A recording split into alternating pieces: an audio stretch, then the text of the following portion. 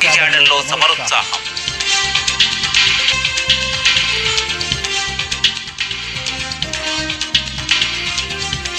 ఆశ అసూయ ద్వేషంతో తెలంగాణ ఆగమైంది. పోయింది అధికారమే అభిమానం కాదన్న కేటీఆర్.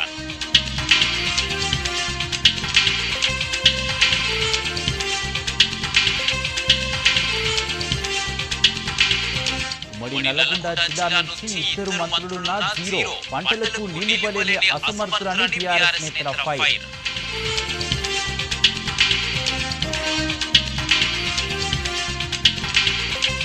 2022లో 87 సీట్లలో బీఆర్ఎస్ గెలుపు ఖాయం. ప్రజలు గులాబీ పార్టీకే పట్టం కట్టారన్న ఏఐటూల్ జోక్.